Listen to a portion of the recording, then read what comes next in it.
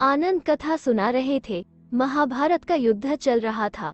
एक दिन दुर्योधन के व्यंग्य से आहत होकर भीष्म पितामह ने घोषणा कर दी कि कल मैं पांडवों का वध कर दूंगा।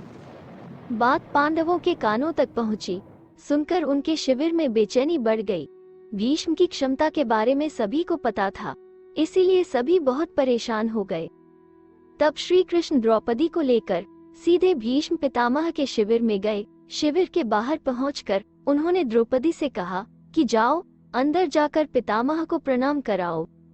ऐसी अंधेरी रात में, संकट की ऐसी घड़ी में अनिष्ट करने की प्रतिज्ञा लेने वाले के पास ही कुलवधू को प्रणाम करने जाने कहना कुछ अजीब सा लगा द्रौपदी को। पर कृष्ण की बात टाले कैसे। अंदर जाकर उसने पितामह भीष्म को प्रणाम किया। उन्होंने उसे अखंड सौभाग्यवती होने का आशीर्वाद दे दिया। विधवा होने पर सौभाग्य अखंड कैसे रहेगा तात? द्रौपदी दुखी मन से पूछ बैठी। भीष्म सत्ते में आ गए। इतनी रात अकेली कैसे आना हुआ? उन्होंने उससे पूछा।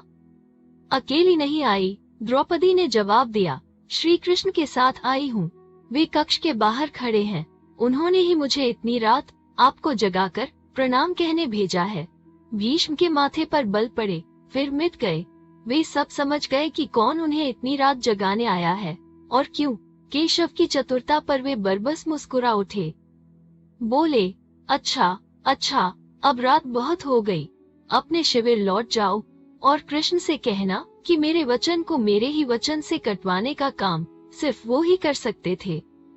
वापस लौटते हुए द्रौपदी से भीष्म का संदेश सुनकर कृष्ण मुस्काए, पर उनकी मुस्कुराहट देखकर पांचाली निर्भय हो गई। घर लौटकर चैन से सोई। उसके एक बार जाकर पितामह को प्रणाम कराने से पांचों को जीवनदान जो मिल गया था।